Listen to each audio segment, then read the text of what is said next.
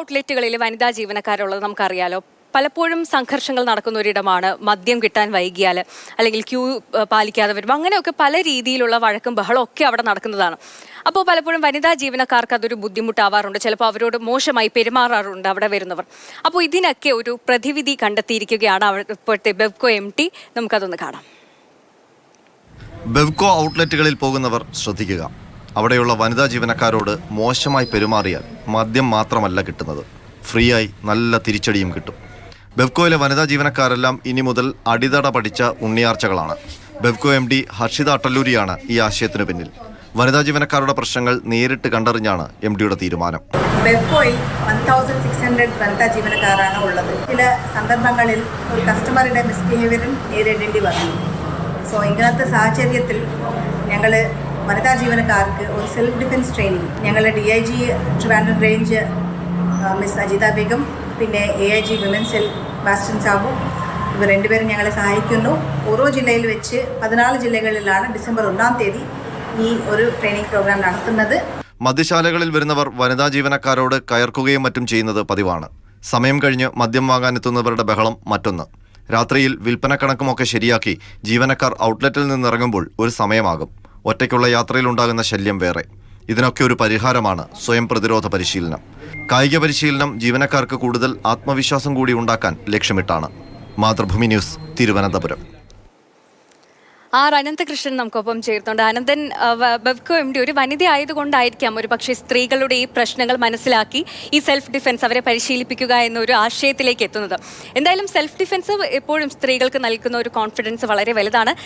വളരെ നല്ലൊരു ആശയം കൂടിയാണ് അല്ലേ സന്ധ്യ?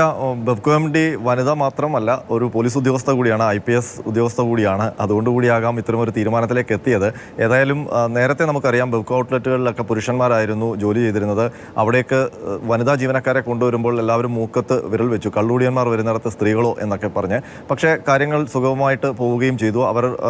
അവർ ഗംഭീരമായി തന്നെ ബെവ്കോ ഔട്ട്ലെറ്റുകളിലെ രീതികളെല്ലാം അവർ പഠിക്കുകയും അത് നടപ്പാക്കുകയും ഒക്കെ സുന്ദരമായി ചെയ്യുകയും ചെയ്തു. പക്ഷേ അപ്പോഴും അവർ നേരിട്ടിരുന്ന ഒരു പ്രശ്നം, അവിടെ വരുന്ന ആൾക്കാർ പലതരക്കാരാണ്. ചിലപ്പോൾ മദ്യപിച്ച് വരുന്നവരുണ്ട്, വാങ്ങാൻ മദ്യാസക്തരായി മദ്യം വാങ്ങാൻ വരുന്നവരുണ്ട്. അപ്പോൾ അവരുണ്ടാക്കുന്ന ക്രമസമാധാന പ്രശ്നങ്ങൾ ചില്ലറയല്ല. പ്രത്യേകിച്ച് നമുക്കറിയാം ഈ 9 മണിക്ക് ബെവ്കോ ഔട്ട്ലെറ്റ് അടയ്ക്കുന്നതിന് തൊട്ട് മുൻപ് അല്ലെങ്കിൽ അടച്ചു കഴിയുമ്പോൾ ഭയങ്കര ലഹരിക്ക് വേണ്ടി ഓടി വന്നിട്ട് മദ്യം വേണമെന്നൊക്കെ ആവശ്യപ്പെടുന്ന ആൾക്കാരുണ്ട്. അവരൊക്കെ വന്ന് വലിയ കുഴപ്പങ്ങളുണ്ടാക്കും. അതിനെയൊക്കെ പലപ്പോഴും നേരിടേണ്ടി വരുന്നത് ഈ വനിതാ ജീവനക്കാരാണ്.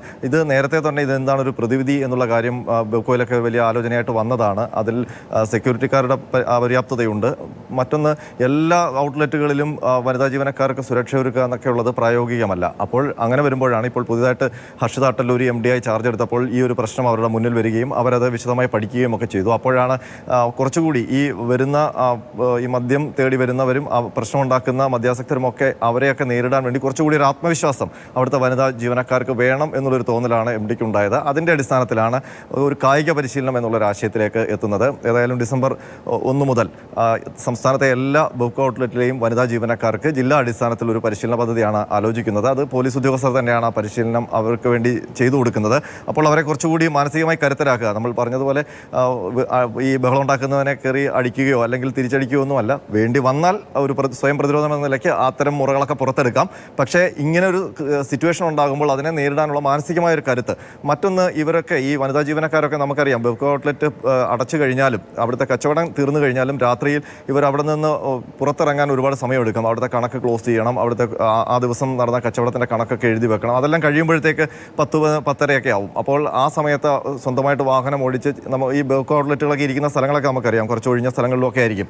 അപ്പോൾ അവിടെ ഈ രാത്രിയിൽ ഒറ്റയ്ക്കൊക്കെ പോകേണ്ടി വരുമ്പോൾ പുറത്തു നിന്നുള്ളവരുടെ ശല്യം, അതൊക്കെ നേരിടാൻ അവർക്ക് മാനസികമായ ഒരു കരുത്ത് വേണം. അതിനൊക്കെ കൂടിയാണ് ഇങ്ങനൊരു പുതിയൊരു ആശയം, കായിക പരിശീലനം, സ്വയം പ്രതിരോധ പദ്ധതികൾ, സ്വയം പഠിക്കുക എന്നൊക്കെയുള്ളൊരു ആശയത്തിലേക്ക് ബെവ്കോ MD എത്തിയിരിക്കുന്നത്. ഏതായാലും ഡിസംബർ 1 മുതൽ നമ്മൾ പറഞ്ഞതുപോലെ, സ്റ്റോറിയിൽ പറഞ്ഞതുപോലെ, ബെവ്കോയിലെ വനിതാ ജീവനക്കാരൊക്കെ ഉണ്ണിയാർച്ചകളാകും. അതുകൊണ്ട് അവിടെ പോയി ബഹളം ഉണ്ടാക്കാൻ പോകുന്നവർ ശ്രദ്ധിക്കുക, നല്ല തിരിച്ചടി കിട്ടും. തീർച്ചയായും.